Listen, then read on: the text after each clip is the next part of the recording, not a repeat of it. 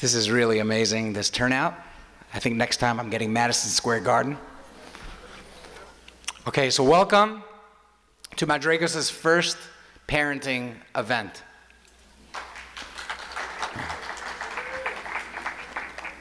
I am truly humbled by the amount of mothers and fathers that came here tonight.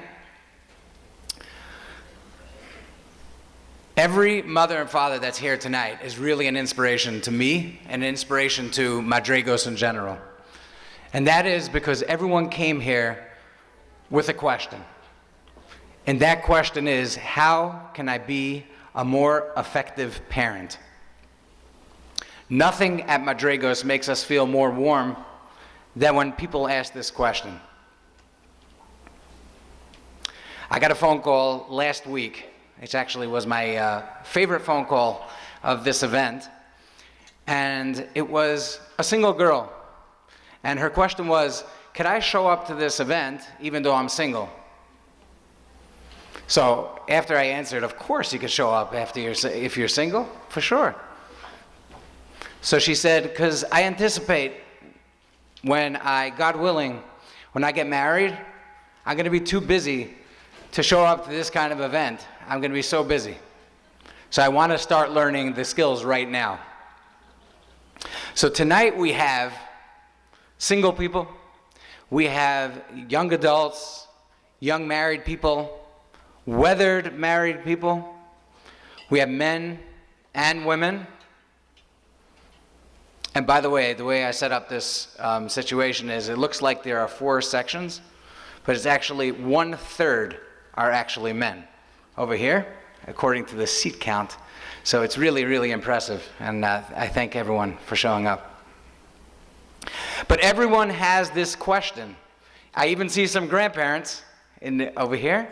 Everyone has this question of how could I be a more effective parent?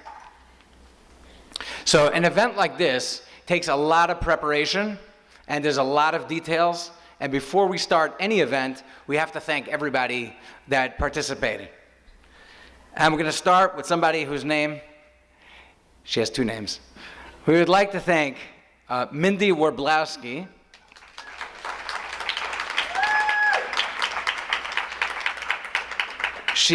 Her other name is Mindy Sakantu. Did I say it right? Close. Okay. That's why we call her Mindy Warblowski, by the way. And she sent this out to a lot of schools and shuls and synagogues and all different types of organizations, but she really was there for all of the logistics of this event. She was completely involved in. So thank you. We would like to thank Mrs. Sharon Gross for placing ads and press releases in the paper.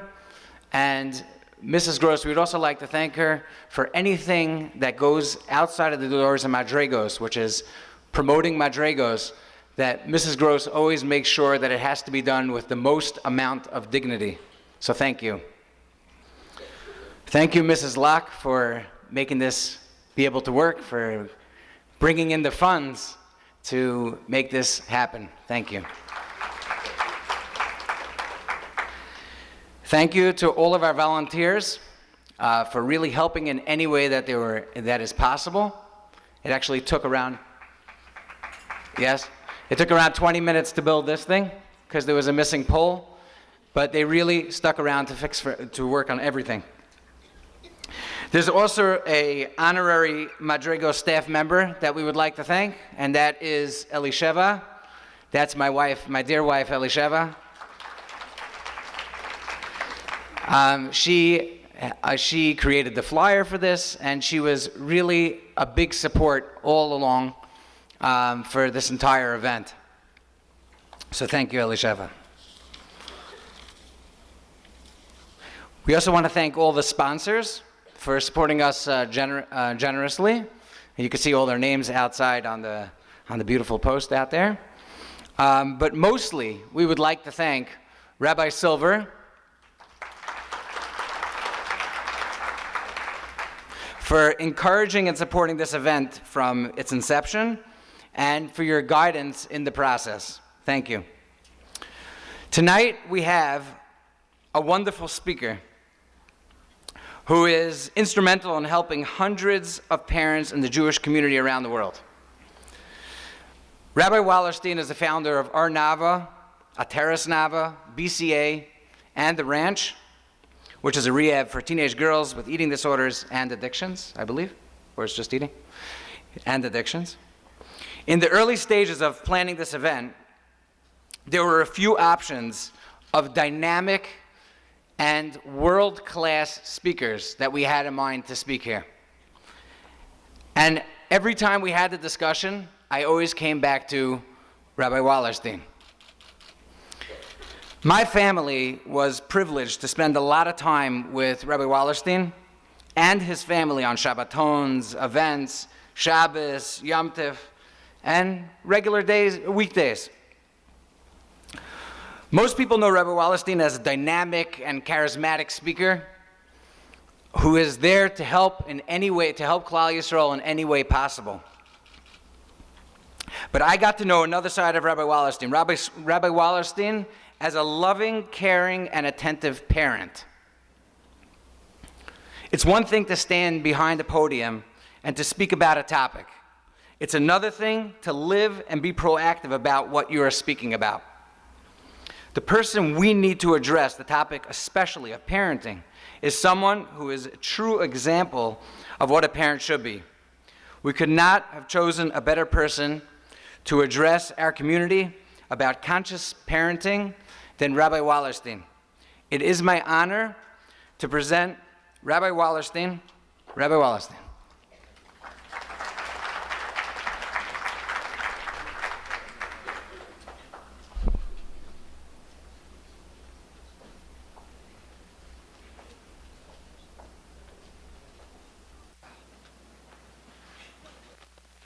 Thank you very much, Ellie.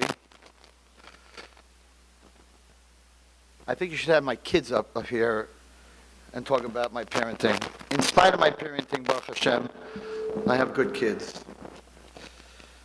So when Ellie asked me to speak about parenting, I felt that it was a great honor.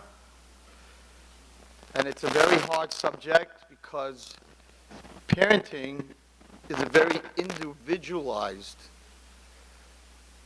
The way you work with your children is very individualized. Every child is different, every parent is different, every house is different.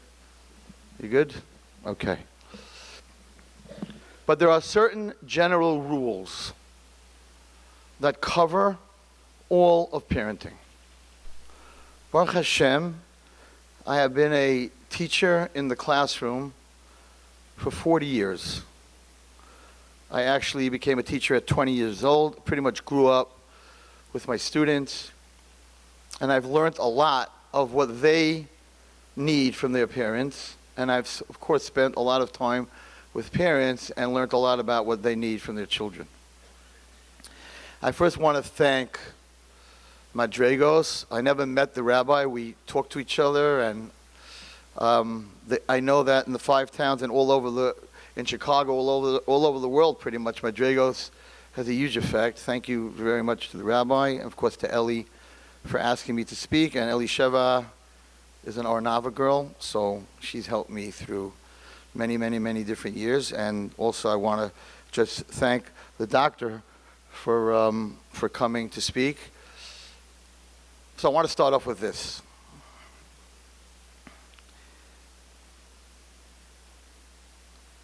All the speeches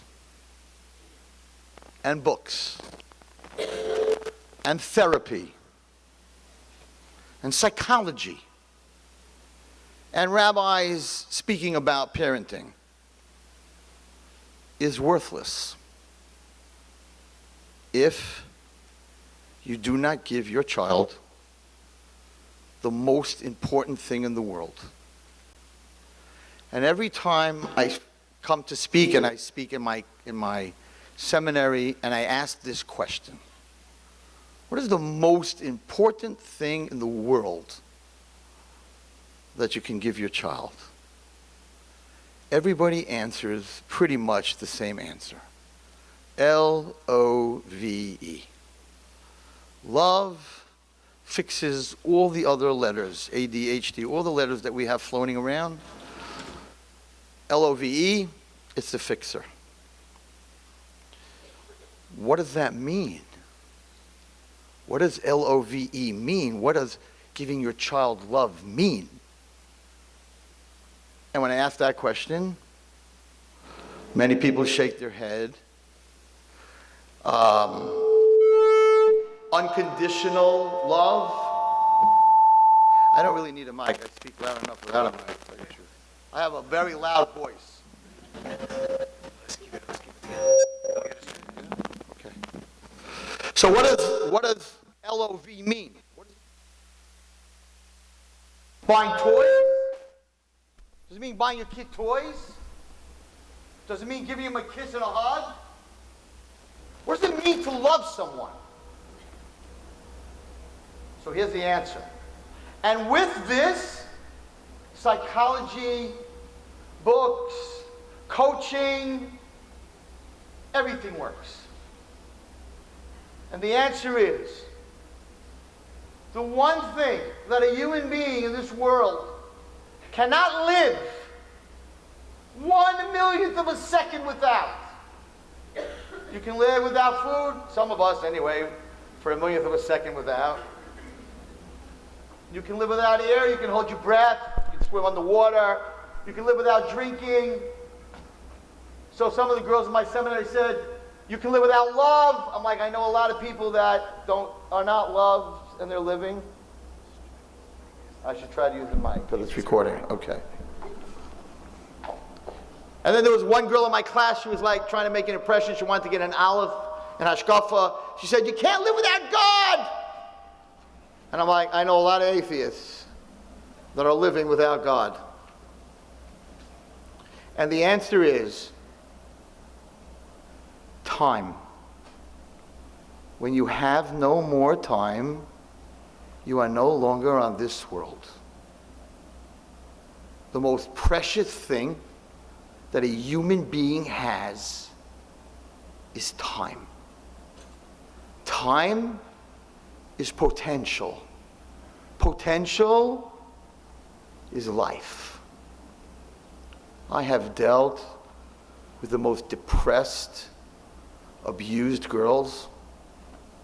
I have sat in psych wards where girls would say, there is no reason for me to live.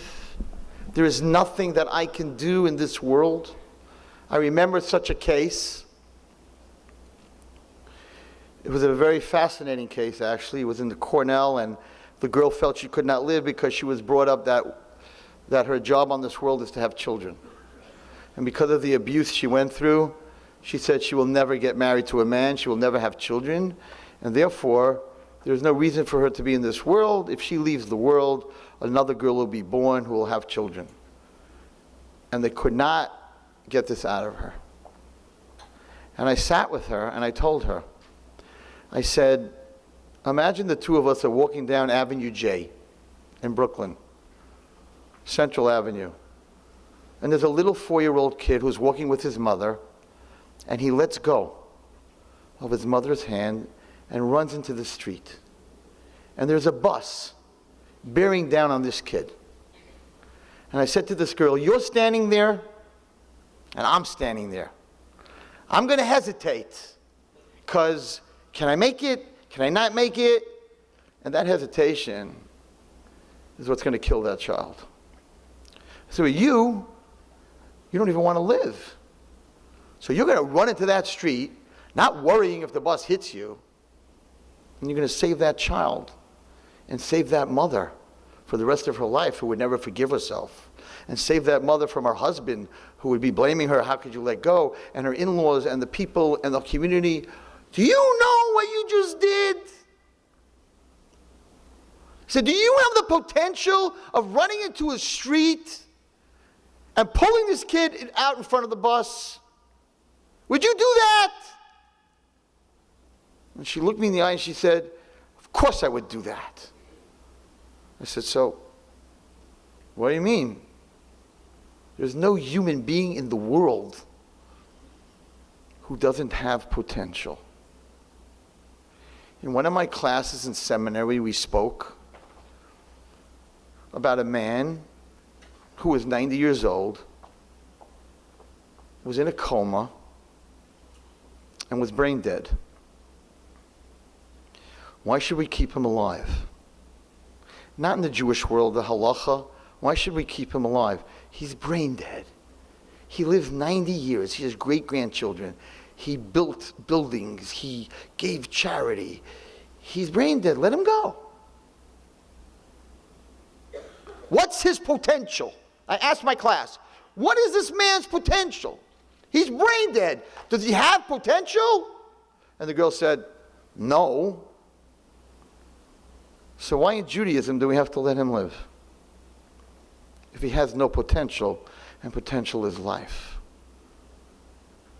Because all the people in the family that are praying for him, that are visiting him, that are sitting there and doing the mitzvah of Bikkur Cholim. It's not only the potential of the person in the bed, but it's the potential of what the person causes to others. So until your time is over, you have potential. And that's why it's the hardest thing to give to another human being.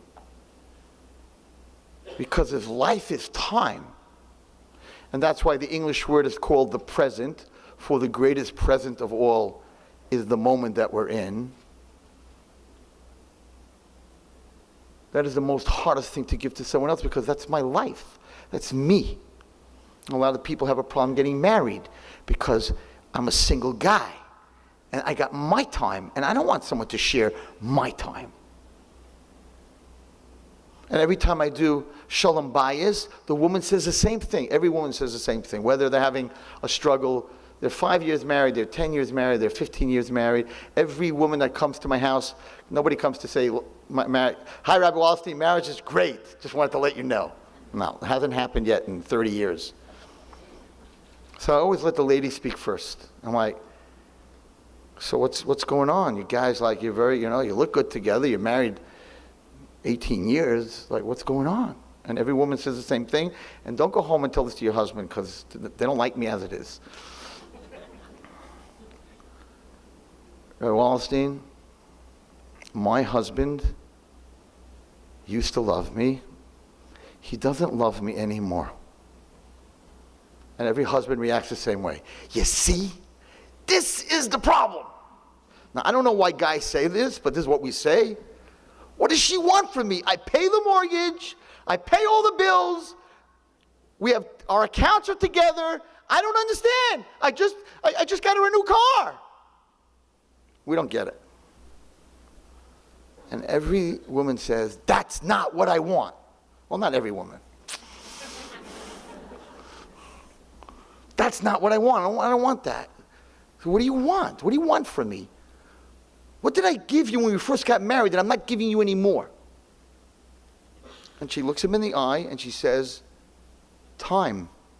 You don't spend time. Remember we used to go out? It was like a big fight till 4 o'clock in the morning. Who's going to hang up first? No, you hang up. No, I'm not hanging up until you hang up. Right? Remember that? You remember we couldn't get enough of each other? What happened? You play ball twice a week. You come home late from work. When you're home, you're not here. You go to learn. You go to daven. I just want to spend some time with you. That's what every woman wants. Why? Because that's the potential of a marriage. You can read all your marriage books. You guys don't spend time together. Burn them with the chametz. It's a waste of time. So I say, okay. First of all, we have a woman that's expressive. She communicates. She says what she wants. We're halfway there. So I look at the guy and I'm like, okay. So this is what we're going to do. There's a place called Las Cabos.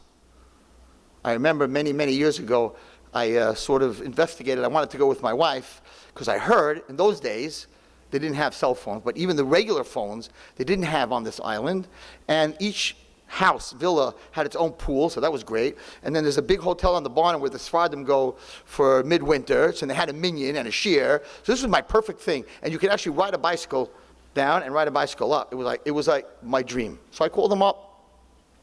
I'm not going to miss minyan. I'm going to have a shiur, kosher, pool, private. Great.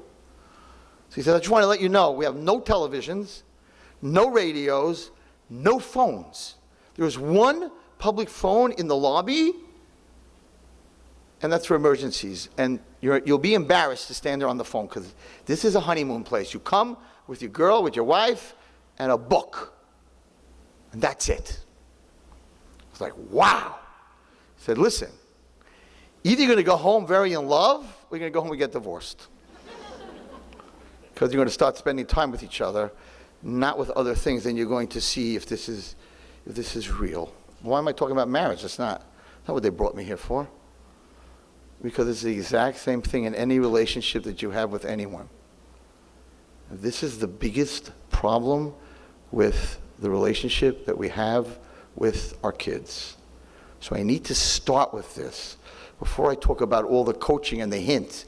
If you're not willing to give him time, if everyone in this room would say, like, Rabbi Wallerstein, we want to hear like coaching and discipline and unconditional love and conditional love, but we as parents, we're very, very busy. We don't have time for our kids. I would close my book and I'd walk out, because there's nothing for me to tell you that's going to work. You will all fail. You don't give them time, you will fail. I am a Rebbe for 40 years. I see the kids who get time, and I see the kids who don't get time. I'm a PTA. When I see one parent show up without the other parent, it's very different than when both parents show up. I have 5 girls. I don't have any boys. I never missed a PTA, and it's a little embarrassing to sit there with 400 women in waiting, and I'm like standing there with my wife with a couple of other guys that probably people think these guys don't have jobs. Like, what are they doing here? But do you know I'm a teacher? Do you know the difference when both parents show up to PTA or when one parent shows up to PTA? When both parents show up to PTA, I know they're very serious about their kid, and I better be very careful with that kid, because those parents are on top of it. When one parent shows up, maybe yes, maybe no. You're not willing to give the time to go hear from a teacher how your kid is doing? So that's the number one. If we start there, we have a good shot. But technology, the world of Apple, the world of the web, and if you look at the translation of a web, we understand what a web does. It captures the fly, and the fly tries to get out. And the more he tries to get out, the stickier it gets. Look at the words, at the subconscious, look at the words that are used. It's a net. You don't want to be a fish in a net. It's a web. On the keyboard it says enter, but it doesn't say exit. It says ESCP. Whoever wrote the keyboard understood that if you enter, you cannot get out. You have to escape. Look at the word for the phone itself. It's a cell. A cell, a web, a net, escape. I didn't write any of those words. How dare a parent who has the most precious thing in the world that God gave them. I spoke at a Shabbaton for time. 250 couples that didn't have children for at least 13 years. You think if they had a kid, they'd be on their phone? They told me, don't talk about chinuch in this Shabbaton. Don't you dare. And don't freak out when you see there's no kids. Because every Shabbaton there's 100, 200, 300 kids running around. How dare we as parents who are given this present from God, a pikadon, something to watch, something to nurture. They're not our children. They're His children. How do you know that? Because He can take them away, and if you can take something away, it's not yours. How dare we take a phone and be busy with it? Or my kid's sitting at the kitchen table, and he wants to talk to me, and I'm so busy with what? A piece of metal that has no feelings? WhatsApp? Do you understand the subconscious of your children? They know they don't mean anything. If they come home and you come home and you're on your phone the whole time. I'm not talking Judaism. I'm not one of those rabbis. I'm not talking about the porn that's on it. I'm talking about the waste of time. This is not a Jewish thing. How dare we waste our time when we have this beautiful child who all he wants and all she wants is our time. Like the woman, that's all she wants from a husband in a relationship. All you want is my daddy's time. One of the best songs, I want to talk about non-Jewish songs, but it's unbelievable song that Harry Chapin wrote, The Cat's in the Cradle and the Silver Spoon. What an amazing song. When you're coming home, Dad, I don't know when. We'll get together then. And he never spent time with the kid, and at the end, he's a grandfather. And now he wants to see his grandchildren, and he calls up his son. And he says to his son, I want to come over, whatever it is. And his son said, I'm too busy with the kids, I'm too busy at business. And the end of the song, my son has grown up just like me. He's just become just like me. I didn't give him time. He's not giving me any time. And unless we change this, you want kids off the derech? You want to stop kids off the derech? We have to change. We have to give them our love. What is love? Our time. Kids should never go to sleep without a parent sitting there. And not telling them about the big bad wolf who's going to sleep with this guy blowing down houses. Or his grandmother has a long nose. Listen to the stories that we tell them. Or some kid walks into a house and says, that's hot, that's cold, that's medium. I don't like any of that. And then you're like, hey, how come you're spoiled? What do you mean? The story you tell me every night before I go to sleep. Bed's too soft, bed's too hard, I don't like that bed. Just walked into the house, didn't even knock. What a story.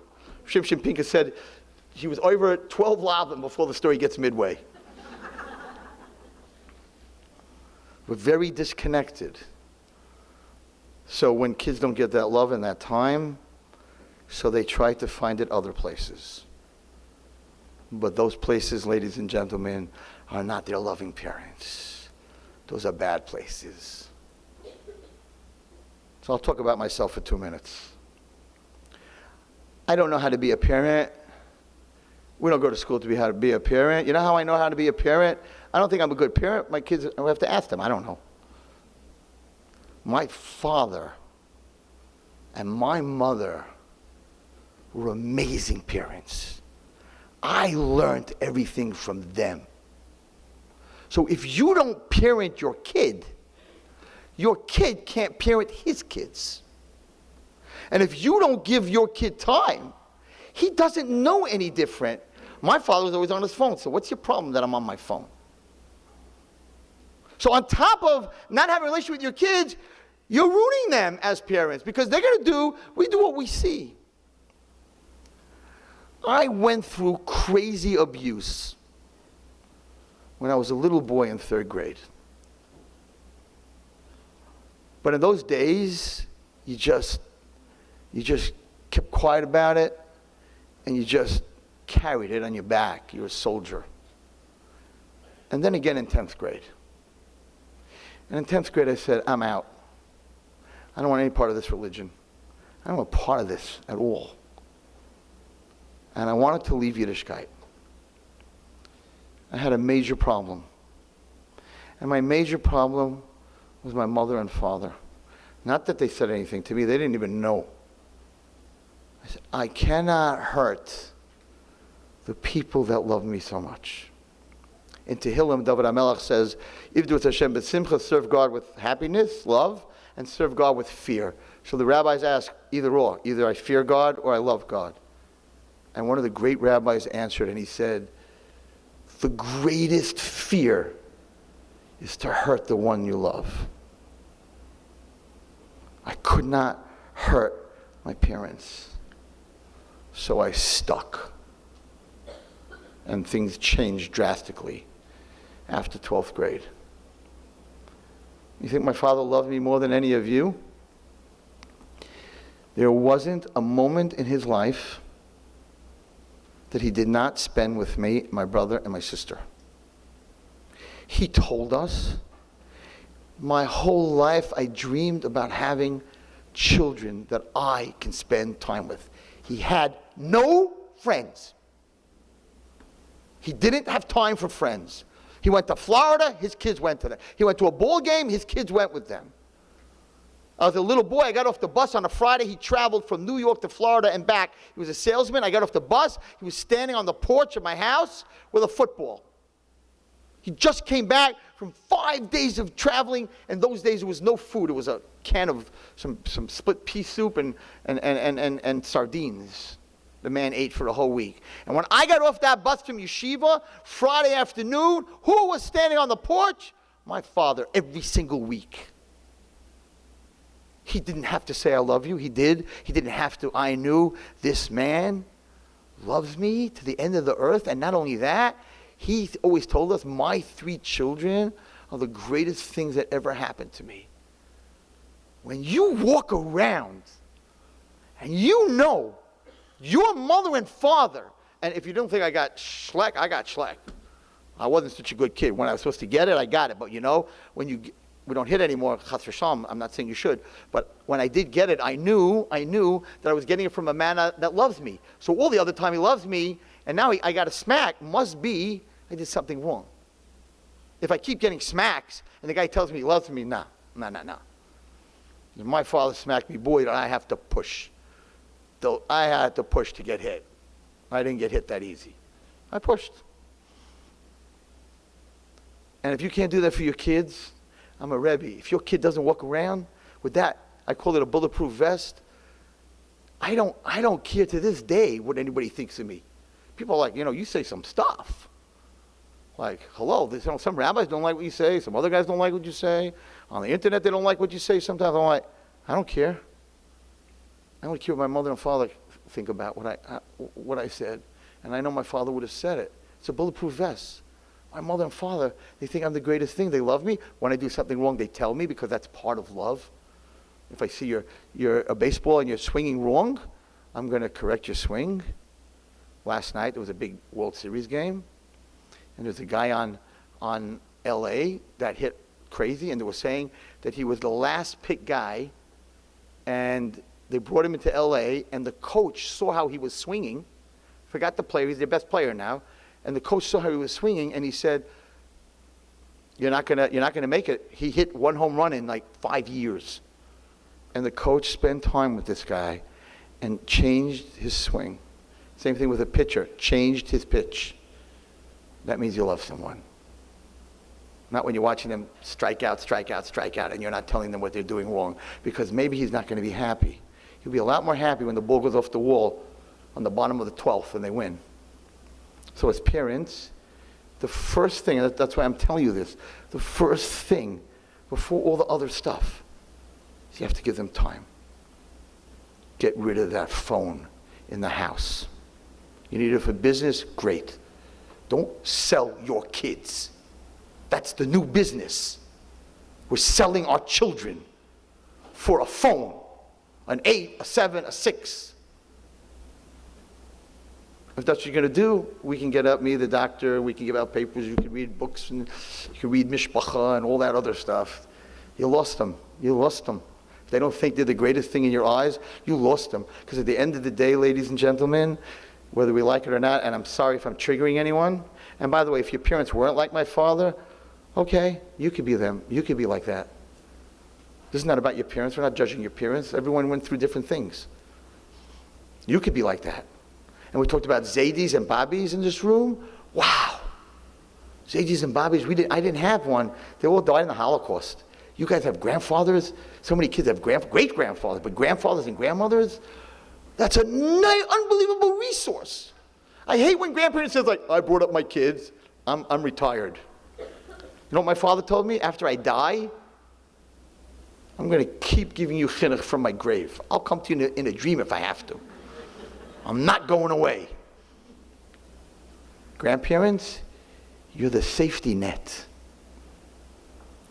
Grandchildren come to you and they could just be loved, not criticized, not disciplined. That's not your job. It's your kid's job. Not criticized, not disciplined, just love. I didn't have such a place. Most of us my age didn't have such a place to escape, to be hugged, candy, sit. And so many of us are like, no, I'm going to Florida. I don't have to take care of my grandchildren. No, they need you. You wouldn't be here if they don't need you. They need you. I can't tell you how many kids that I taught were saved by Bobby and Zaidi. Because Bobby and Zaidi don't have to discipline. And when they start making noise, you send them home. It works great. Once we're giving time, now we could talk. If we're not giving time, don't even pay attention to what I have to say. Look at your phone tonight when you come home. Do me a favor. Sit by your kid's bed, take out your iPhone, and look at your phone, and look at that kid sleeping, that little angel, and make a decision. Which one you're going to give time? Make that decision tonight. And when you come home, mothers and fathers, and your kids are home, take it, put it in a basket, turn off the phones, show your kids that they mean more than that phone. I was assistant principal at Crown Heights Yeshiva, so I went downstairs to the little kids. I love to talk to little kids because they tell you everything. There is no filter. It's like, how's your father doing? Oh, he just threw a plate at my mother last night. I'm like, what did she throw back? The table. Good. So you have to be, it's not fair. You're not allowed to ask him those questions. So anyway, so I like to make kids happy. And there's a little girl walking in the hall. I'm downstairs with the kindergarten P1A. She was walking in the hall, and she didn't look very happy. I'm like, Rivki. Yeah, Rabbi Wallerstein. I'm like, who loves you the most in the world? I'm going to get her psyched. Or did it backfire? I don't know. Rivki, who does your mother love most in the world? Not me. I'm like, oh, you have a baby brother, because that's usually what happens. You have a baby brother. No, I don't have any babies. I'm like, who does your mother, this is a true story, who does your mother love the most in the world? Gitti. Who's Gitti? Your sister? No, it's her best friend. Not a relative, like her mother, aunt? No, it's her best friend. I'm like, how do you know? It's a true story. I'm going back 5 years, not now. How do you know that your mother loves Gitti more than you, Rivki? I'm in trouble now, because that wasn't the way it was supposed to go. She's always talking to her, even when I come home. None of you in this room know the perception of the child. You have no idea what they're thinking when they see you on your phone. It's a true story. It backfired. I called up that mother immediately. I said, do you know that your daughter doesn't think you love her? What are you talking? I'm like, who's Gitti? She said, Gitti? Yeah, who's Gitti? She said, Gitti? I'm like, yeah, that's your best friend. You're on the phone with her all the time. So she knew that the kid spoke to me. Sit and look at your child and make a decision. Of course, I'm not telling you not to throw your phone in the garbage. You need it for this and that.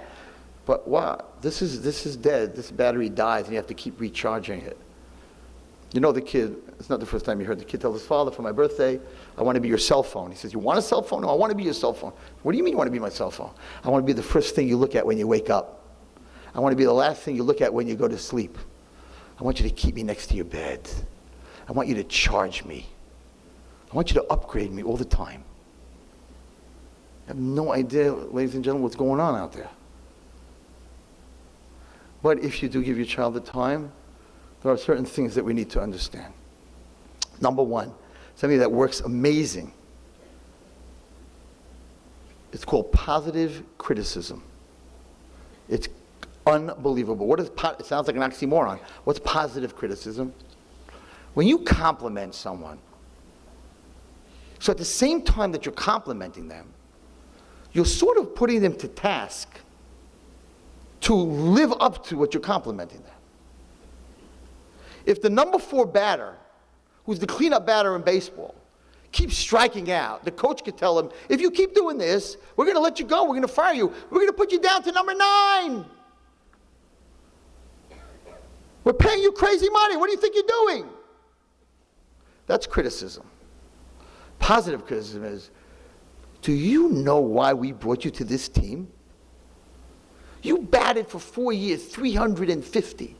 You're amazing. They say you have the most natural swing ever to come in baseball. They say that one day you're going to hit more home runs than Babe Ruth.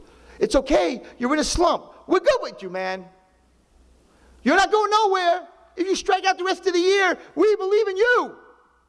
Positive? Crazy criticism. He keeps striking. He struck out 100 times. So he's going to go home to the mirror and say, wow, that's what my team thinks of me? That I'm amazing? I'm going to go to batting practice every single day now for 4 hours. Why? Because if that's what you think of me, I want to live up to it. Of course, if the guy can't swing, you don't do that, because then you're setting him up for failure. So your child, you have to figure out what you can compliment. You're the funniest kid. You know that you make the best jokes. Mommy and Tati, you are so funny. So he's going to start reading jokes on the Snapple bottles to make you happy. You're smart, you're fast, you're sports, you dance, you're musical. You have to find the thing and tell them, you know, you're the best drummer. You're unbelievable. We're going to buy you a drum set. And what happens is, when you start doing well, then you start doing well, and you start doing well, and you start doing well at everything. Because when you get that feeling the first time that you're successful, it breeds success.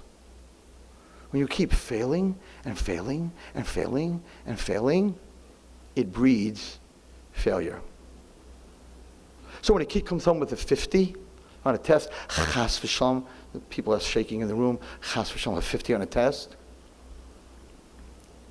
Instead of saying, a 50? Do you know your father works 3 jobs to pay for your tutors and you got a 50? He's going to have a heart attack. You're going to kill him. And your sister, she's in shidduchim. And when people start talking that you're not intelligent, they're going to think the whole family's not intelligent. She's going to end up being an old maid. She's never going to get married. And Yosef, your friend, his mother's going to call me tonight. She's going to ask me, so how did your kid do? My kid got a 90? You're shaming the whole family. I'm sure many of us in this room heard this from their own parents. And then they called me up, Rabbi Wallerstein, what therapist should I send my kid to? I don't know why. He's so anxious. He has anxiety.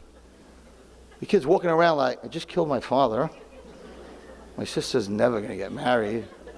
My mother will never pick up the phone again. And I'm stupid. You killed them, man. You killed them. You just killed your kid. You think the next test is going to be better? It's going to be worse. Let's try this. A 50? Let me see the test. 20 questions, you got 10 right. Number 3 that you got right. Number 3 that you got right. That's much harder than number 2. How'd you get that right? And the mother sits there and he looks at it and he goes, you know what? You're right. Yeah, I wasn't thinking by number 1. Next time he gets a test, it's a 60. Next time he gets a test, it's a 70. Then he starts to feel good about himself. And when you believe you can do something, you can do it. And he believes that he can do it, and he can do it. Positive.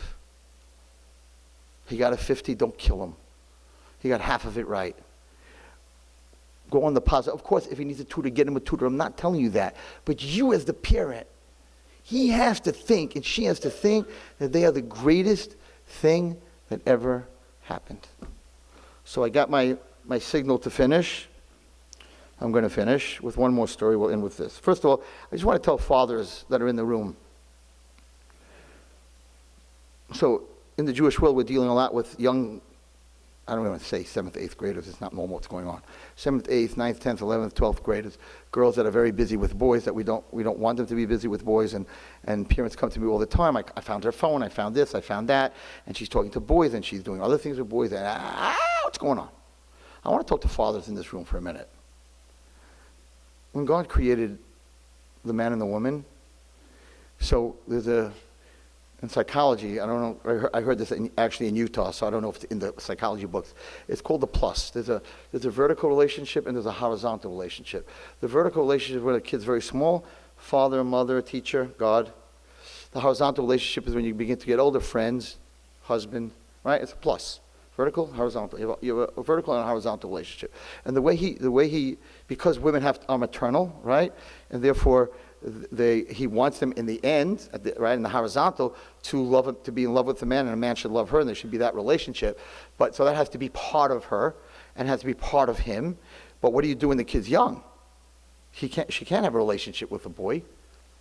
So fathers give unconditional love to their daughters. Any guy that's in this room, you know that's true. And mothers give unconditional love to their sons. And many times it's a shalom bayis problem, because the mother's yelling at her daughter, and the father's like, stop yelling at her. You were just like her when you were young. And the mother's like, you married me or you married her? And it becomes a big machlokes.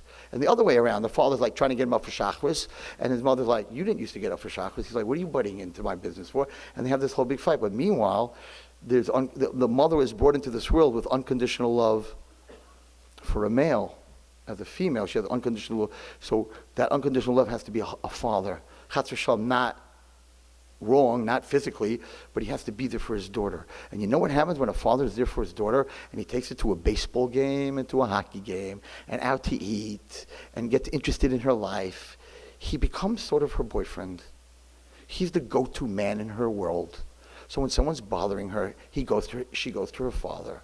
And she has this relationship. And 99.9% of the girls that I have met that are 14 years old, and I love when they come into my office and they're 14 years old, and I'm like, don't tell me. I know the guy you're going out with. What do you mean? What do you mean nobody knows? I'm like, he's 17, and he doesn't get along with his mother. What are you, a makubal? How do you know that? Oh my God, what else do you see on my forehead? I'm like, I don't see anything. You're looking for a father. And he's looking for a mother. So you're looking for a father, you're looking for an older guy, he's shaving, I'm with an older guy. And the guy, why is he 17 and with a 13, 14-year-old girl? Because he's going to get unconditional love from her. She's going to be like, you're my God. If he's going out with a 17-year-old girl, she'll be like, why are you late? She's going to give him a hard time. So as fathers, if we want to protect our daughters, develop a relationship. It doesn't say anywhere in the Torah that you shouldn't. She should be just like your son. And if you develop that relationship and it's healthy, she's not going to look for love in all the wrong places. And as mothers, talk to your kids. Take your son out for lunch. He needs some female love. And if he doesn't get healthy female love from his mother, he's going to get unhealthy female love from someone else. It's all based in time. You got to give your kids time. And don't take the whole family. Every single one of your kids needs to be taken out separately. Because when you go on a family trip, and I've had this all the time, what do you mean? I spend time with my family, I take them all out. To them, it's a family trip. You don't care about me. You took all the brothers, all my sisters. You need to take your kids one-on-one. And show them that you love them, and spend time with them, and listen to them, and talk to them. And make a decision tonight, what's more important in your life. Because after we leave this world, after we die, we still walk the world as a husband and a wife more than we're alive. Because when we're a husband and a wife and we're alive, we're two entities. When our child walks through the world, we become one entity through them. So even after we leave this world, our child is both of us together. You're going to give that up for a phone or a screen or a piece of metal? So my bracha to everyone here is, God should give you a lot of time, which is a lot of love, which is a lot of potential. Thank you.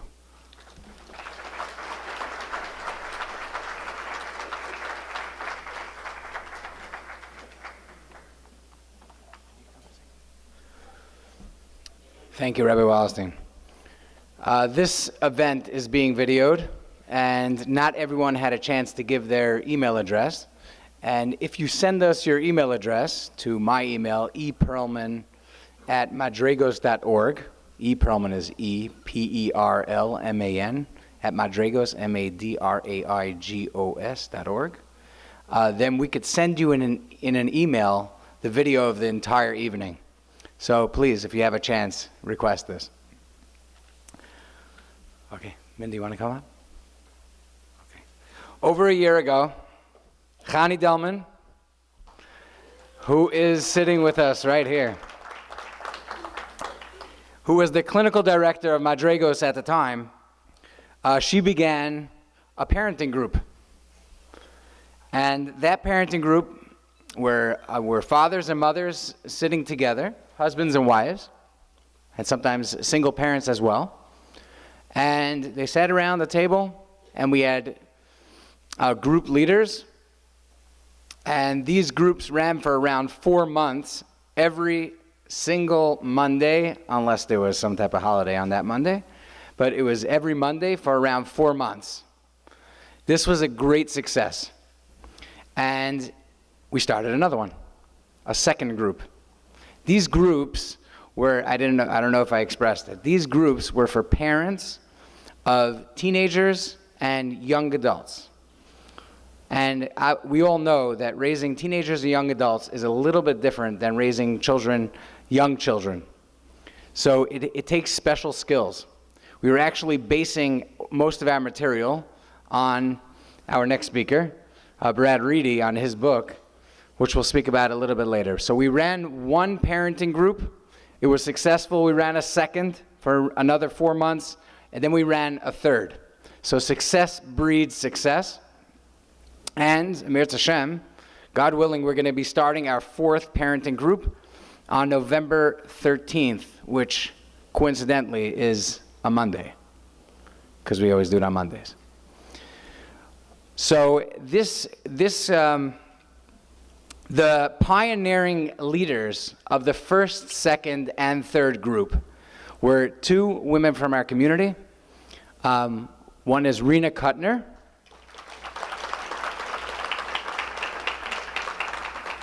and Rivki Rosenwald.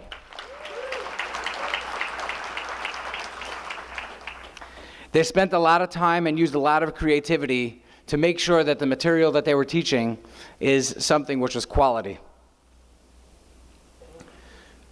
Members of all 3 of these groups are still in touch with Rena and Rivki to get advice and to have a connection to somebody to help them raise their teenagers and young adults. Okay. Madraigos would like to publicly show our appreciation by awarding Rena and Rivki for their tremendous efforts. So first, let's talk about Rena a little bit. Not too much, just a little. Rena Kutner is someone who has genuine concern for every parent-child relationship.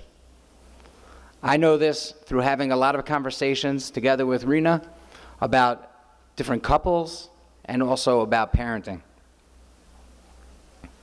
Her empathy for each parent is palpable. Her great influence is not a surprise, for she exudes confidence, and her presence demands respect. Rena has a passion for working with and assisting parents bring out their potential in being the best parents they can be. Rena, please come forward to receive an award as a token of appreciation from Madraigos.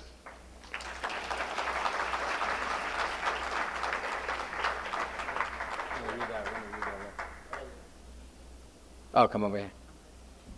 Dima wants it. Let's read the award.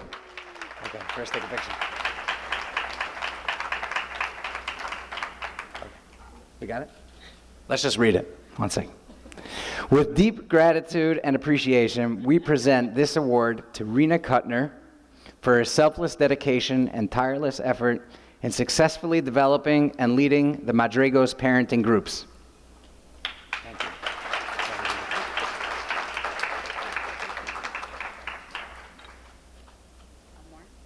What's this? Oh, just this. Thank you.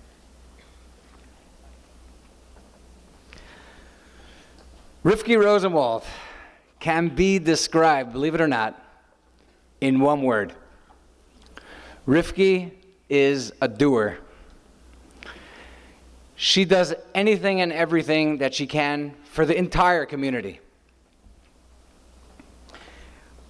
with whatever they need. In our many conversations, and we did have many conversations, Rivki is always positive and forward thinking. Never a negative word, always thinking, how can we help more people?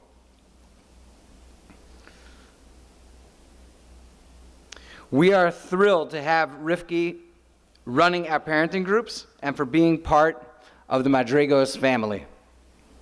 Rivki, please come forward to receive an award as a token of appreciation from Madraigos. Thank you. What? We should read it again. You have to read it again. What? One second. We need to read this for Rivki. 1 second. With deep gratitude and appreciation, we present this award to Rivki Rosenwald for her selfless dedication and tireless effort in successfully developing and leading the Madraigos parenting groups. Okay, we got to get back in. Thank you. Thank you, Mindy. Okay. Our next speaker is a man who has the mission of bridging the gap in relationships between parent and child.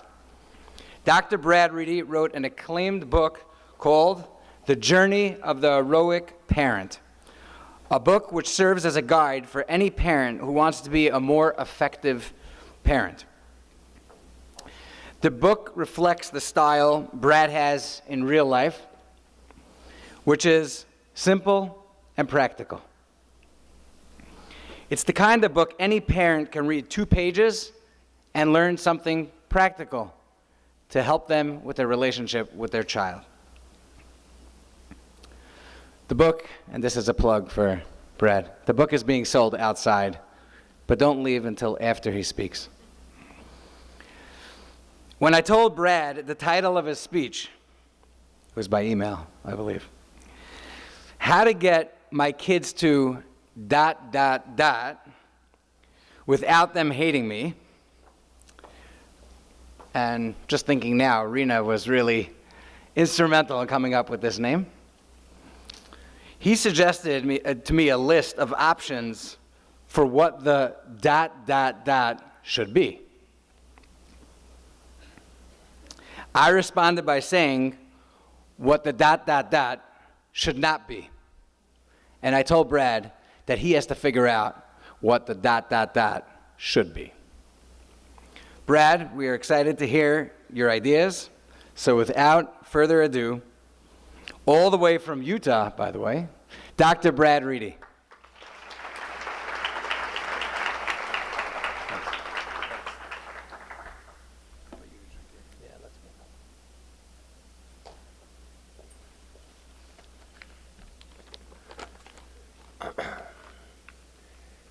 Thank you for having me. It's humbling to be here in your community. And what I'm going to try to do is you want to fix that? Great. What I'm going to try to do is share with you some of the stories from the front line of dealing with people that struggle with mental health and addiction issues and children. That's what I do. I treat children, young adults and adolescent children who struggle with these things. I run a wilderness program out in Utah and in Oregon. So my work is working with people who are now struggling, and then to bring it back to the community where it might be preventative or it might help people that aren't as severe. And so there's some wisdom that I want to share with you from those stories. But I want to start off with this story. It was about 2 years ago this month that I was diagnosed with multiple sclerosis. I was actually visiting New York City like I do about once a month, and got a call from my doctor that something in the x-rays was off. And then when I got back home that I would have to take a look at it. So my wife and I went to the University of Utah, and we met with the neurologist, and he knew what it was already. I had no idea. I thought it could be anything from a tumor, any kind of lesion.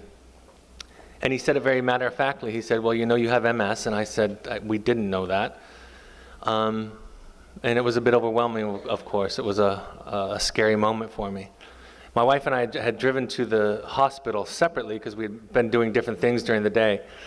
And when I left the hospital, I called one person, and it wasn't my best friend, and it wasn't another member of my family. It was an acquaintance that I had, somebody that I had a relationship with, but it wasn't one of my closest friends. It was somebody whose father and brother also were diagnosed and had been living with MS for a long time.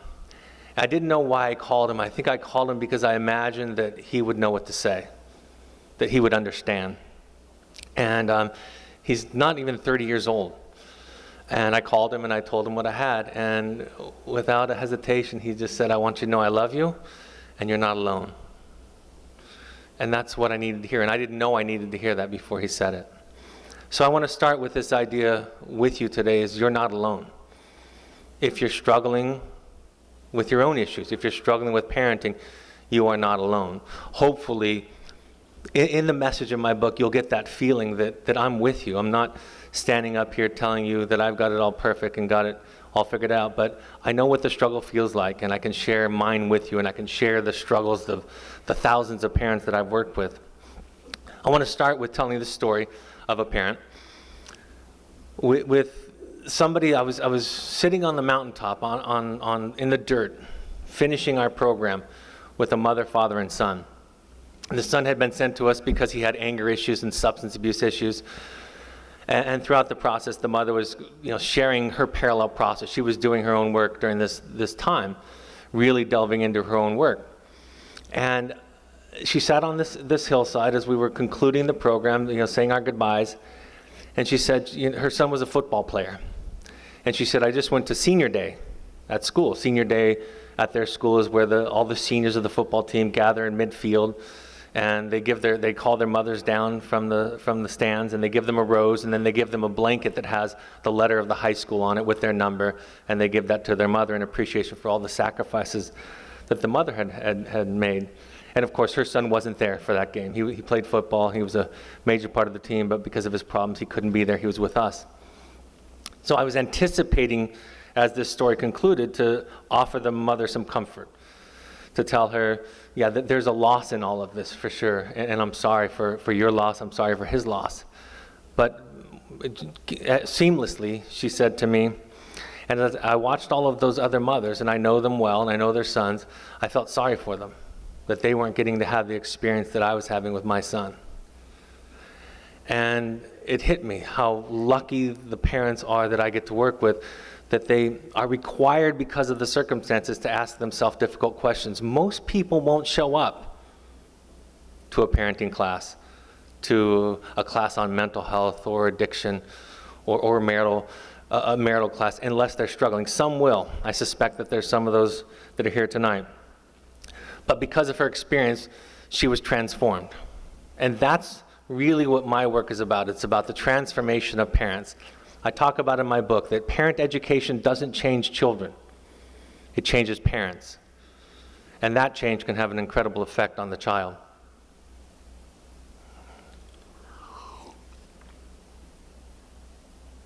My mother-in-law is a retired high school teacher, middle school teacher actually.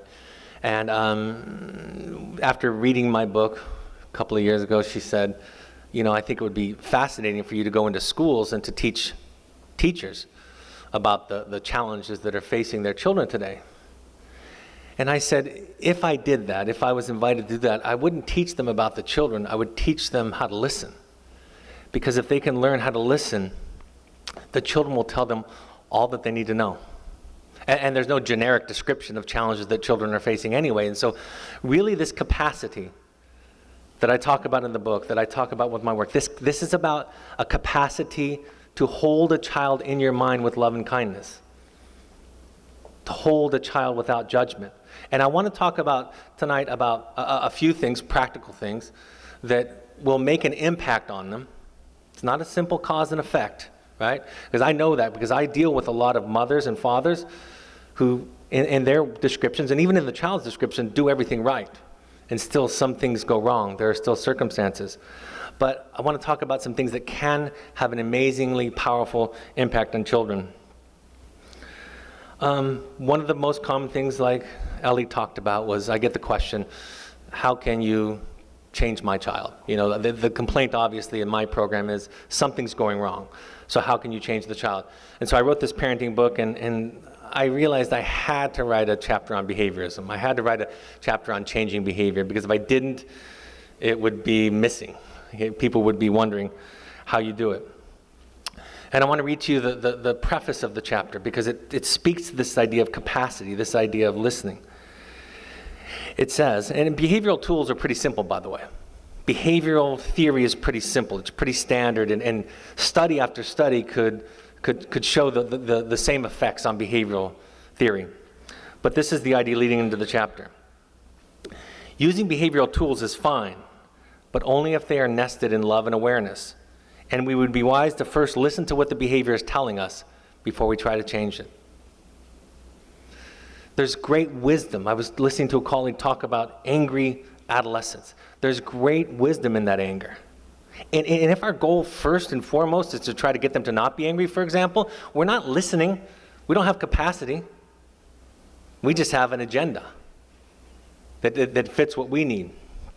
The rabbi was talking about time, and I want to talk about, and love, and I want to talk about love also. I've had this idea about love because I've watched people that love people abuse them. Right? I've seen parents abuse children in all kinds of horrific ways. I've seen spouses abuse each other. And still there's this feeling that they describe that they have love for them. Right? I worked with domestically violent men who beat their wives. And they describe, but I love her. If love is just a feeling, if it's just that feeling of affection, it's valueless. If you can still do those other things that I just described.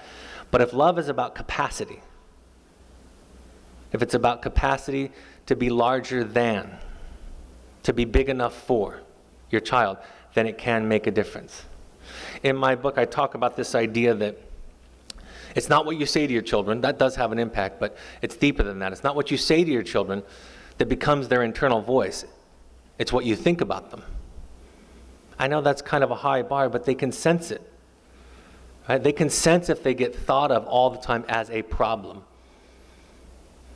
And speaking to this capacity, one of the things that shrinks our capacity is anxiety, fear. That doesn't, again, I'm with you on that. I have it too. It should inform us. But it's something that we need to take care of. Because if I give my child my anxiety, if I give them my fear, they become responsible for taking care of me. And that's not the way it should go. It's my job, it's your job to take care of them, to be there for them. And then what happens to them, this really ironic thing happens to them, is if we wire our children, right, if we wire them to be responsible for our disappointment, our feeling proud, our feeling anxious, right, if those are their responsibilities, then they go out in the world being incredibly susceptible to peer pressure, because they can't distinguish later on in life the difference between being responsible for mom and dad's feelings and being responsible for their boyfriend's feelings, for their partner's feelings. They lose themselves in that process. So our job as parents is to develop capacity. So we do things for ourselves that are important and healthy. We go to therapy. We go to meetings. We go to classes. We do things, we exercise, we do things that take care of us so that we have the capacity to come back for the child. I was recently running a workshop where there was a piece of work where the husband was talking, we were doing a role play, and he was talking about and to his wife, who was being played by one of the other participants in this therapeutic role play. And he paused mid-exercise and he said to me, I think I need my wife. Is that bad? Is needing my wife bad? And I said to him, it's not bad, it's just not love. It's okay, we all need people, everybody needs people, and it's okay to need somebody. But don't confuse that with love, because love is a giving thing, and needing is a taking thing. And so, principally, with our children, this is a loving thing that we do, not a needing thing that we do. In her amazing book, I think one of the most important books on child development in the last 50 years, Alice Miller talks, the name of the book is called The Drama of the Gifted Child. The Drama of the Gifted Child. The giftedness of the child that she describes is not some kind of incredible intellectual mind. It's the ability of a child to read what a parent needs, to give that to them at the cost of the real self of the child. And then what ends up happening is symptoms develop because the child still needs things. And if the child is going to sacrifice parts of themselves to make the parents happy, then the child's going to act it out. They're going to act out sideways. I talk about this all the time, this idea. You know, there's this saying that you're only as happy as your least happy child. You know that saying?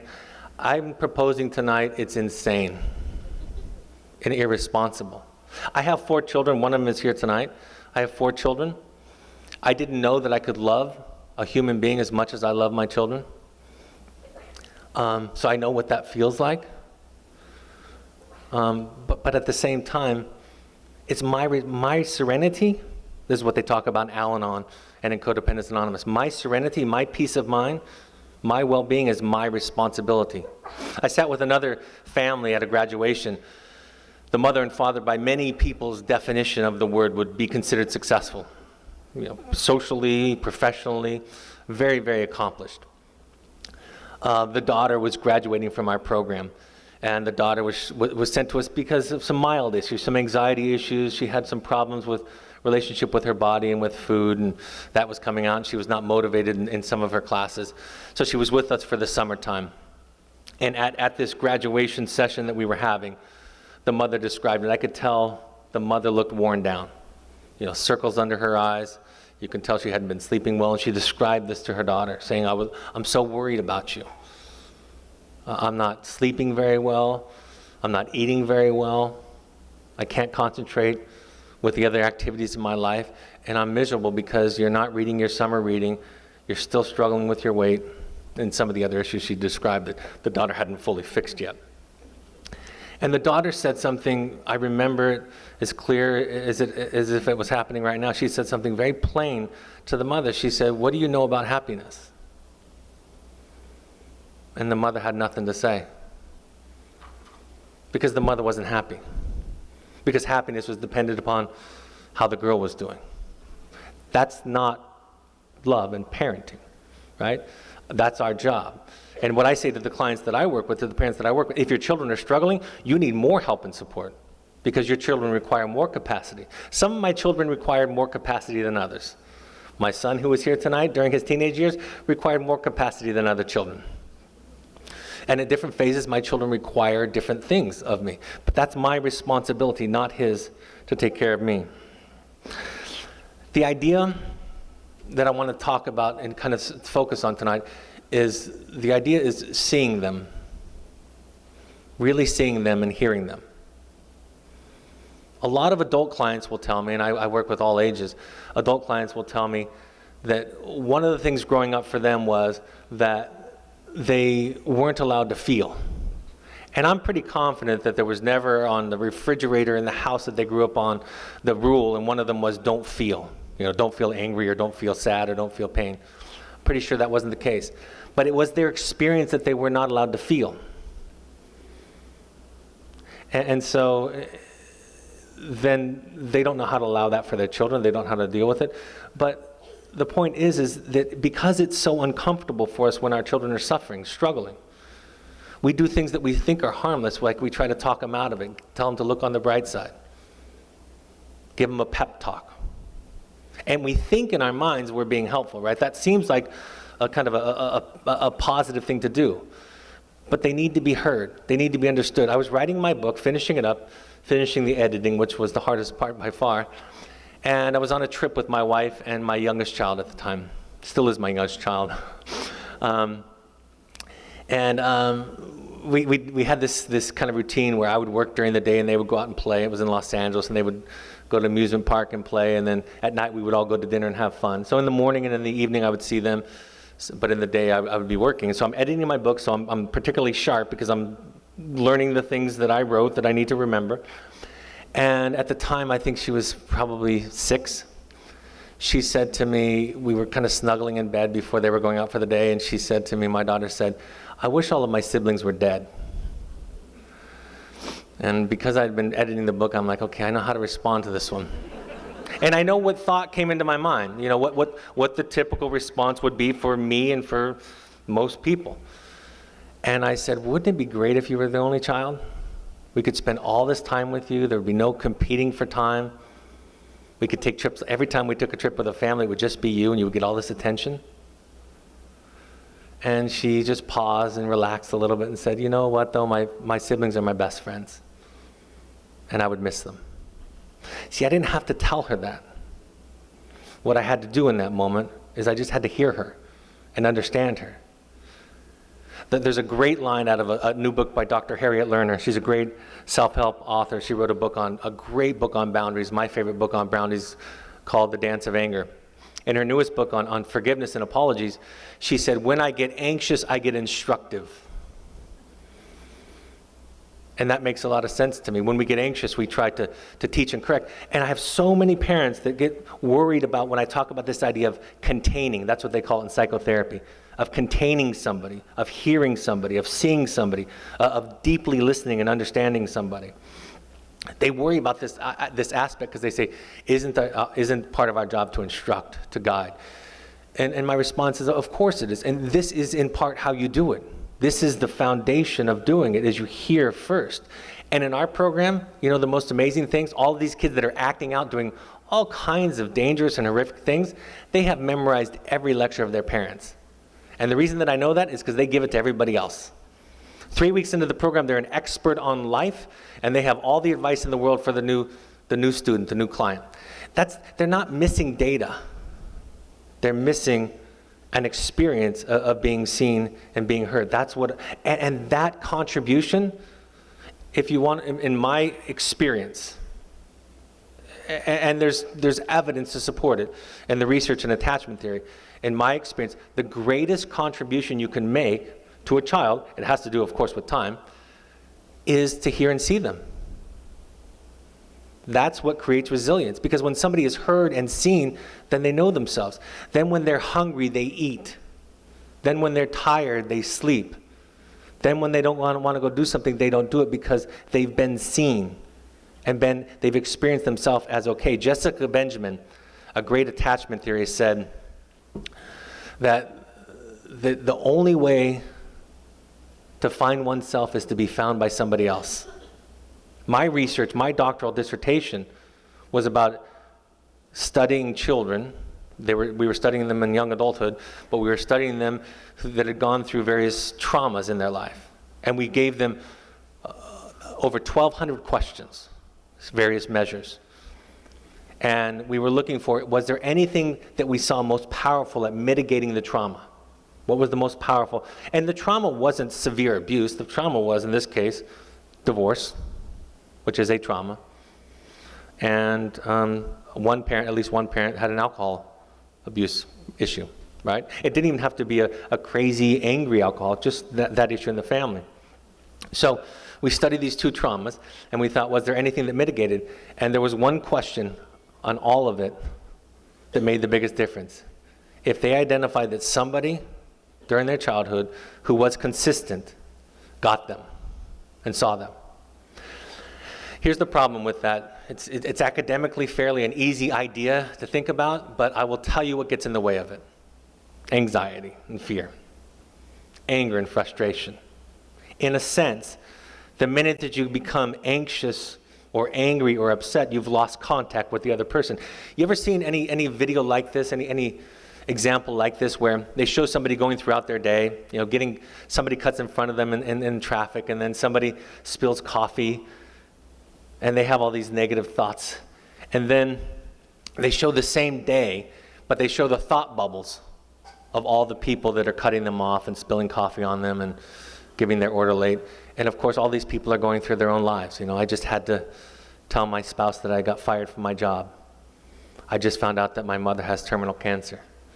My son, who has a learning disability, has to be moved to a different school. And all of a sudden, what happens? You have compassion. And so that's what comes out of it, of being able to see. That's what it feels like, is you have compassion. You understand. You still have your boundaries, but you understand. Henry Wadsworth Longfellow said, if we could read the secret history of our enemies, we would find in each story suffering sufficient to disarm all hostility. If we could see people, if we had that capacity, and that means that we have to take care of all these feelings that are uncomfortable that cause disconnection by going to our meetings, going to Al-Anon, going to therapy, whatever it is, doing our yoga, our exercise, whatever it is, we have to feed ourselves in that way spiritually and emotionally. Then we can provide this fantastic container, which makes all the difference in the world and contributes to resiliency. My therapist told it this way. I love this story. It's kind of a poetic example. She was talking about her therapist, actually. So I think that would be my grand therapist. So my grand therapist was seeing this client over years that had grown up in rural Germany. And she would, she kind of had a free association type of therapy where the client would tell stories. And sometimes it was hard to distinguish if the story was today, here and now, or if the story was historic. And during one session, the woman was telling a story. And the therapist said, I knew that she was talking about her childhood because I could smell the river near the farm where she grew up. And I thought that was such a profound example of being seen. I asked my therapist, I said, is there anything that would cause you to disconnect from me, that you'd be so anxious in our session that you would lose connection? She said, if you came here telling me you killed your wife, I'd probably be concerned and unable to contain you. And I said, I'm glad there's a limit to this. But she did tell me one time, but if you were in love with a chicken, I would assume that you would have a good reason. I'd want to understand why. And I said, my mother would not have reacted that way for sure. So let's talk about this reaction that we have to our children. I want to give you the most simple illustration of it. If I come to you with an issue, a confession of something that I did or something that I'm struggling with, and your response is, I immediately know you're not the person I'm going to talk to. I need to talk to somebody who's going to be able to be with it. And if I have to start taking care of your anxiety in this process, that's not going to work for me, because I'm coming to this exchange with a need, right? So as simple as that, but that makes sense, right? If you come to somebody and your story, your question, your dilemma causes them to be upset, to be afraid, to be angry, you know that's not the person that you're going to be able to talk to and get something from. You're going to be inclined, first of all, they're not going to be able to be there for you because they're struggling. Second of all, you're going to be inclined, you're going to feel the pull that you need to take care of them. So then our job becomes, what I say to families is, you want to be the first phone call, right? You want to be the first phone call your child makes in a crisis. That's kind of the ideal. And to be the first phone call, you've got to do this work that I'm talking about. This heroic work of looking at yourself. Most answers, when I do parenting education, most answers I could simply boil down to this, is do your own work. Look at yourself. That feels vulnerable and scary and counterintuitive, because my kid's the one with the problem. I don't have the problem. But I'll tell you, it makes a fantastic difference when a parent makes their life their project. I'll tell you this. If your child needs you to be perfect, they're doomed. They don't need perfection. What they need is they need you to make your life your project. And let me give you a couple of examples where that can make a difference. I had a young adult man. He had graduated from our program. He was in a sober living environment in Southern California. And I'd been working with his parents after the program for a while. And the sister called me. She's a young adult herself, very successful. She was the one in the family that did everything right. And she said, that's why she's calling me. I'm going to go visit my brother in Orange County next week. And so my parents said that I could call you and ask you what to do and what not to do, because I don't want to mess it up. I don't want to set him back, and I haven't been participating in all of this work like my parents, so please give me some guidance about what I might say, what I should say, and what I shouldn't say to my brother. And what I said is, why don't you just tell him that? Just show up and tell him that you're afraid you're going to make a mistake. Because a few things would happen with that. Number one, it'd be nice for him to know that he was not the only screw-up in the family. He was not the only one in the family that didn't know things or got things wrong or was afraid. So that would be nice for him. It'd be nice to know that you weren't perfect, because that's kind of your role in the family. And I tried to explain this to her, and it didn't sink in, and she didn't do it. She couldn't do it, because she couldn't imagine showing up in that way and how scary that would be. So that's part of the heroic nature of this. I had another mother, a different family. I was hired to be the therapist so that the kid wouldn't have to come to my program. That was my job. This was a couple of years ago. He's already graduated from my program, and he's doing very well. But that was my job initially, was to come to the family and to do preventative work. He was bought in somewhat. He was motivated somewhat to do it. So I was going to help them steer clear of this program that I was running.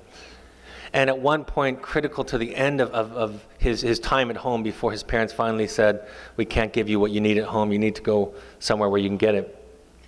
He said, and they were Mormon. This is Utah, so they're Mormon. And he said to his parents, he said, "You know what? Yes, I lie about things, but you made me a liar.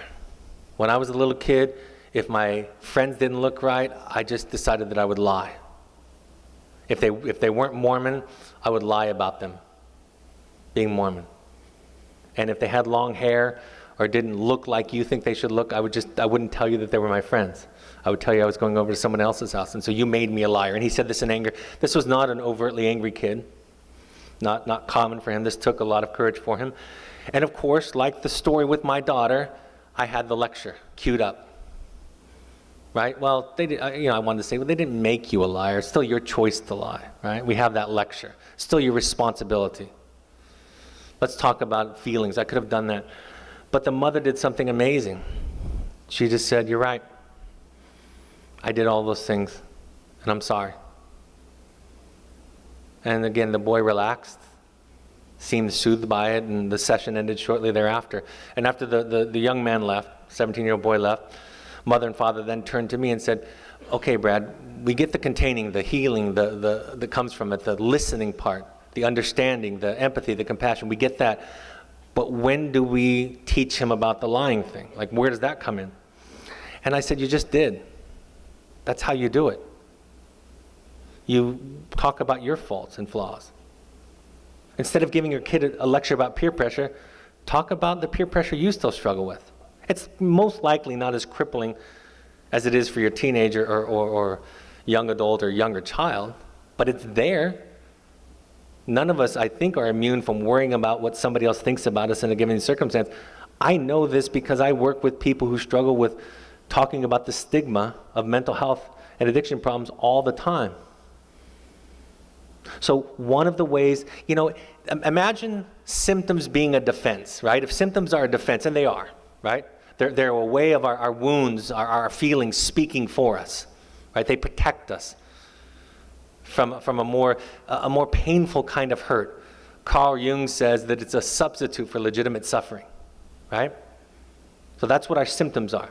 And if our symptoms are this wall and this barrier, and I, as your father, your therapist, your other, if I come up with a pickaxe and start attacking your wall that you've built to protect yourself, what are you going to do? And everybody here knows that answer. You're going to reinforce the wall or run away. Right? That's why the wall is there, is to protect me from that. So even if it comes from a good place, if I come at it with a crowbar or a pickaxe and start knocking down your wall, you're going to reinforce it. So what do you do to lower the wall? You talk about your vulnerabilities. You talk about your mistakes. You talk about your struggles. When you give your kid when you give your kid a story about peer pressure that you still struggle with, don't be surprised if he or she gives you a little pep talk back. Like, you shouldn't really worry about what other people think about you. It's instinctual. We've trained them to become instructive in those moments. So this is how you do it. You create this space, and there are moments to teach. There are moments to instruct, but they're less than you think. When I get a client, and I had a father say to me one time, he said, "I just want to get to the point where my son will listen to me." And I said, "Okay, that'll come someday, but I think this first piece of work is going to be you listening to him." This father said to me, he said, "I'm a fantastic listener." And I'm thinking, nobody is, so that's impossible. But he describes how he has to do it at work, and he's very successful professionally, and he listens very well. And so as he's telling me this story, I just listen, and I say, okay, watch these. I do these webinars and these podcasts. I said, watch these, and we'll talk. 4 weeks into it, the dad says to me, "I'm a horrible listener. I realize how poorly I've been listening to my son all of these years. I've just been listening to respond, listening to lecture, listening to tell him the way that it wasn't right. And by the way, That doesn't take much capacity. That's easy to do. It's not very hard. So I said to him, you're a much better listener 4 weeks in than you were when you thought you were a good one. One of the things that I teach is we just don't know how bad we are at it. We just don't do it well. And we have so many things to tell others, to tell them, to tell our children. And that's why, folks, every family therapist that I know of, that I've ever heard of, every program that I've ever been associated with, a core tenet, a core activity is getting the parents to listen to the children. One of the things that I'm most thankful for is that my mother took me to therapy as a teenager. And the therapist said, you seem mad, Brad, so tell your mother about that. And I told her. And that was kind of impressive. But the most impressive thing, she brought me back after that. Again and again and again. And my mother over time learned that she didn't need to be loved. That's not parenting. She didn't need for me to be grateful for her. She didn't need that stuff from me. She turned a corner and decided, I'm just going to love him. So if we get invested in the things that we need from our children, we don't have the capacity to give back to them. It's not their job to take care of us. It's our job to take care of them in the process. And those instructive moments will be there, but it has to be on this foundation of healthy containment, healthy attachment. I'll say one more thing about attachment. You know, I talk about, there's a phrase in self-help literature, in 12-step work, that's very common, the term healthy detachment, right? Most of the parents that I work with, they're not aloof, uninvolved, they're hovering. Snowplow parents, helicopter parents, over-involved parents. That's the parents that I mostly work with.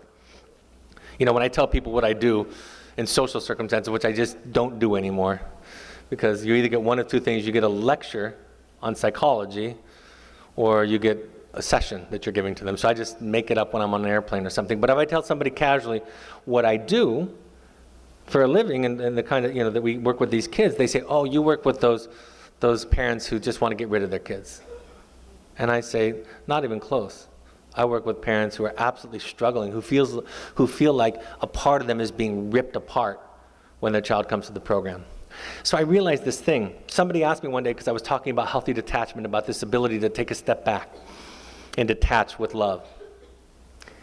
And somebody asked me on one of my broadcasts, they said, but when are you going to talk about attachment, Brad? You always talk about this healthy detachment thing, and you never talk about attachment. And I thought about that. Luckily, we were up against the end of the hour, so I said, we'll talk about this next week, and then I had a few days to think about it. And I started thinking about it after I ended the broadcast, and I started thinking, so what is healthy detachment? What's the opposite of healthy detachment? And what I realized was healthy detachment and attachment are the same thing. That if one, just think about this, if one is over-identified with one's child,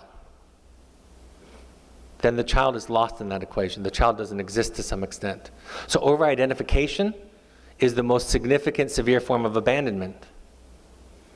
And that's what we know. And again, this is not simple theory. This is provable science. When parents express over-involved language, the frontal lobe, the little bit that they have in the first place, that part that reasons, starts under-functioning. Their heart rate goes up, their blood pressure goes up. And I'm talking about phrases like, I love you, I would do anything for you, I live for you. When children hear that, they stop reasoning. They get overwhelmed by the process. So this is what I'm talking about, is a kind of attachment. I'll tell this story as I begin to wrap up here, because my son is here, and I don't even know if he's ever heard it. But my son, I'm not a Mormon, but my son is a Mormon, and he went on a Mormon mission actually to New York City here. And I don't know if you guys know what that is, but it's 2 years. You get to talk to them for 1 hour on Mother's Day and 1 hour on Christmas. That's the time you get to talk to your child. So my firstborn son, my little buddy, is going away for 2 years. He'd already spent a year at college, and so I knew a little bit about that, but I could call him anytime. I visited him several times, and now he's going to go away for 2 years with very little contact. So I'm sitting in my therapist's office on a Friday afternoon, and he's going into the training center on Tuesday, and this is the last time I'm going to see him for these 2 years. And I start to well up with tears and just say, I'm going to miss my son. And I said, I just don't know if I can describe, if I can tell him how much I love him, if I can communicate that. And my therapist said something perfect. She said, he knows exactly how much you love him. And I thought, she's right. There's nothing I can say that's going to change exactly his experience of me. He knows how much I love him, and he knows where I fall short. And so the tears slowed for a second when she said that, and then it was the next thing she said after a pause, and she said, and he needs to get as far away from you as he can. And then I was free, and then I was relieved, and then I knew it was a gift, and then I knew he needed to follow his dream. He needed to follow this thing for him, and I, as his father, was going to have the capacity to support and to love that. And sometimes, again, sometimes it doesn't feel like love. It feels like loss, and it feels like tearing apart, and it feels pain. Most of the stuff that I talk about is counterintuitive. Most of the stuff isn't natural, isn't common sense, because in many ways we've had these ideas passed down. There's a great book called The Eden Project, The Search for the Magical Other. It's about marriage, by James Hollis, and he has a quote in there that it's my favorite quote. He says, "A coward is incapable of exhibiting love. It is only the prerogative of the brave. Projection, fusion, going home is easy. Loving another's otherness is heroic. If we love other as other, we have heroically taken on the responsibility for our own individuation and our own journey. And this heroism may properly be called love." So the call tonight is about your work. The invitation is to go on your journey, right? I borrow a lot of principles. The title of my book is actually borrowed from Joseph Campbell. Joseph Campbell was a philosopher who studied epic stories and myths of all generations and all cultures. And he came up with this idea that he called the hero's journey, that there's this common algorithm in the stories. Star Wars was based on this. George Lucas read Campbell's book. He was working on Star Wars for 2 years. He couldn't finish it. He read Campbell's book, The Hero with 1,000 Faces, and finished it in 2 weeks. So Star Wars is that journey. And in this story, the hero or the heroine goes out to look for something, goes out on a quest to find something. In the case of parents, you go on this quest to save your children. And oftentimes, and you'll recognize this from our stories, from our movies, the best movies, the hero doesn't get what they were looking for, not exactly. But what happens to them? They change. They're different. And they have a story. And then they come back with that story to their community and they tell it. I'm going to close with the closing of my book, because it speaks to this. It speaks to the journey that you're all on, that this book really does invite you to be on. And the epic story of Gilgamesh, an old surviving work of literature, it speaks to every parent's journey. In the ancient Mesopotamian myth, Gilgamesh becomes distressed at the death of his friend Enkidu. Due to his suffering, Gilgamesh leaves home and undertakes the long and perilous journey to search for the secret of eternal life. He endures many trials and tribulations on his quests. He swims to the bottom of the sea and retrieves the plan of immortality. When he resurfaces, he sets it on the ground, and while he bathes, the serpent steals it, and the sacred plan of immortality is lost. Yet as he travels home, he has his story to tell. So what does the hero find? On his journey, he finds the elixir of healing wisdom, something that he can share with others. We experience deep pain and develop compassion as we face the depths of our own struggles. And what we find is our story. We sit in groups, tell our stories, and listen to the stories of others. That is the message of this book. That is what I meant when I started with the question is not the question. It is our struggling children and our willingness to ask different questions that reveal our authentic selves. The hero brings back herself, a richer version, a deeper version of herself. Loving your child is something you cannot not do. You will break and bleed. Old things will die in you, and in their stead, new ones will grow. And what you will have in the end is your story.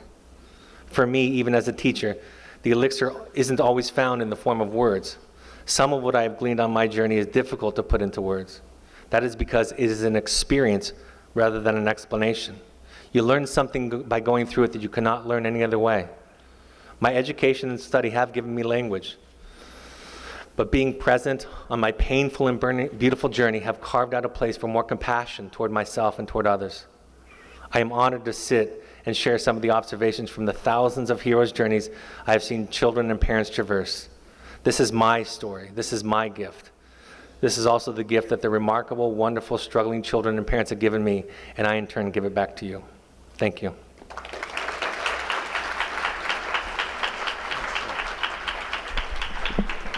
Thank you to both of our speakers. And I want to tell everyone here, you really, really are amazing, and you really love your children, and you proved it tonight by showing up to this event. Thank you.